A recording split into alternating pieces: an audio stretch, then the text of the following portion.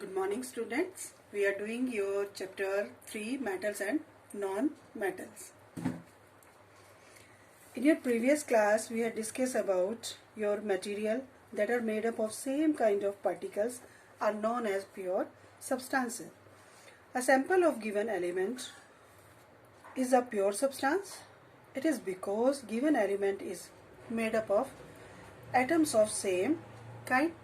Different elements or compound differ from each other in their physical and chemical properties as they are made up of atoms of different kinds. So on the basis of their physical and chemical properties, elements are classified.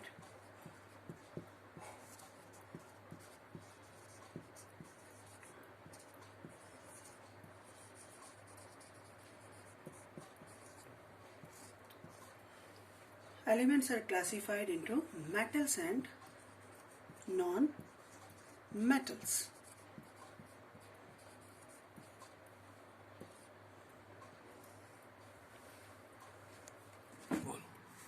There are about 118 elements known at present. It is difficult to study and describe all the properties of all these elements separately. Hence, elements showing similar properties are grouped together and their general characteristics are studied. Such grouping of elements is called classification of elements. The elements have been broadly classified into two categories, metals and non-metal. This classification is based on the differences in their physical and chemical properties.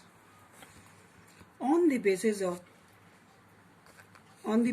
physical and chemical properties, these elements are arranged in this periodic table. So this is said to be periodic table in which all the elements are arranged. You can see here these purple boxes, blue, green, peach and grey boxes. Okay.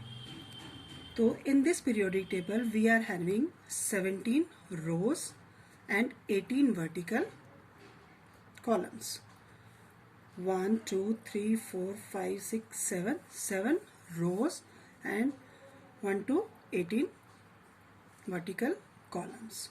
In this first two column you can see here these purple column, lithium, beryllium, sodium, magnesium, etc. These two columns are said to be your active metals. First column is said to be your alkali metals and second column is said to be your alkaline earth metals. Blue boxes you can see here. These are also your metals, but these are said to be your heavy metals. After that you can see here green boxes and peach boxes. These all are your non-metals,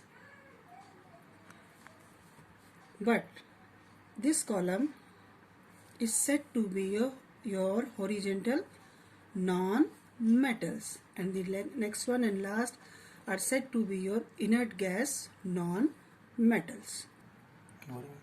This column is said to be your halogen non-metals, and last one is said to be your inert gas non-metals. After that you can see here these grey boxes. These are said to be your metalloids. So metalloids are those having both properties of metals and non-metals. The metalloids are boron, silicon, germanium, arsenic, etc. These are your metalloids. So this all table is said to be your metals, and elements are arranged on the basis of their physical and the chemical properties. After that, occurrence of elements. Metal exists in abundance in earth crust. Aluminium is the most abundant metal. It is followed by the iron. Underline this. One liner question is here. Which one is the most abundant metal? So the answer is aluminium. Highly reactive metals like sodium, potassium, aluminium and zinc are found in our nature in form of their compounds like oxides, sulfides and carbonates.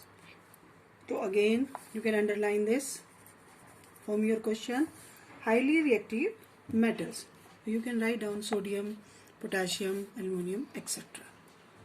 After that, less reactive metals.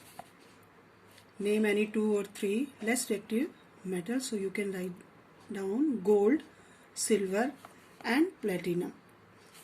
Occur in nature in their elemental or native state. Clear? तो यहाँ पर बेटा आपके 1 line के question बन रहे हैं. Try to form your question in your notebook. Later on I will check. Many known metals are found in their free state in the atmosphere. Oxygen and nitrogen are the 2 well-known examples of such non-metals. Underline. Oxygen and nitrogen are the 2 non-metals that exist in free state. Several known metals exist in nature in form of their compounds like oxides and nitrates. Sulfur exists in free state as well as in combined state. Underline this. Sulfur known metal exists in both free as well as in combined state. As sulfides and sulfates, carbon exists in its native state as diamond, graphite and fullerenes. Underline this. Write down the forms of carbon. You can write diamond, graphite and the fullerenes. It also exists in form of its compound like carbon dioxide, carbonates and bicarbonates.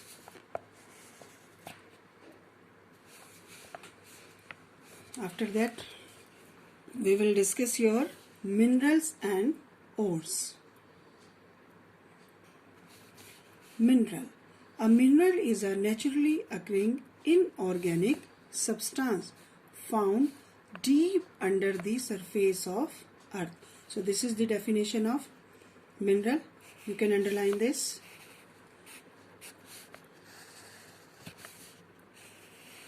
It is the naturally occurring inorganic substance that found very deep under the surface of earth. After that, definition of ore. An ore is a mineral form from which one or more metal can be extracted profitably. So this is the definition of ore. You can underline this. For example, aluminium is extracted from its bauxite ore, underline, and iron from its hematite ore. Very important.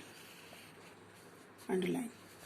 The sequence of processes used to extract a metal in its pure form from its ore is called metallurgy. Again, from here you can write down the definition of metallurgy.